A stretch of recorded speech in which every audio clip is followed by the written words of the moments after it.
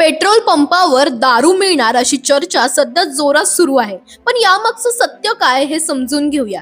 ही बातमी पूर्णपणे अफवा नाही, पण संपूर्ण देशासाठीही लागू नाही. हा निर्णय फक्त पंजाब राज्यापुरता मर्यादित आहे.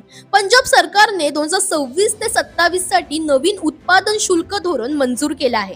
या धोरणानुसार आता पारंपरिक दारू दुकानांसोबतच पेट्रोल पंप, शॉपिंग मॉल, स्थानिक बाजारपेठा आणि डिपार्टमेंटल स्टोअर्समध्येही मद्य विक्रीला परवानगी देण्यात आली आहे. सरकारने L10B परवाना पुन्हा सुरू केला असून त्यामुळे मोठ्या स्टोअर्सना विदेशी मद्य, वाईन आणि बियर विकण्याची परवानगी मिळणार आहे. यासोबतच राज्यात 97 नवीन मद्य दुकाने सुरू करण्यास मंजुरी देण्यात आली आहे, ज्यामुळे सरकारच्या महसुलात वाढ होण्याची शक्यता वर्तवली जाते. नवीन धोरणात पारदर्शकतेवर भर देण्यात आलं असून डिजिटल पेमेंट अनिवार्य करण्यात आले आहे.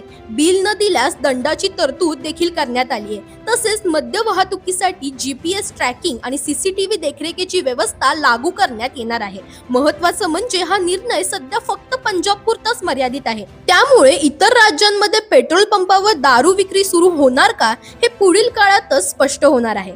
दरम्यान तुम्हाला अशाच अपडेट्स हव्या असतील तर इंडिया लीडरला फॉलो करायला विसरू नका.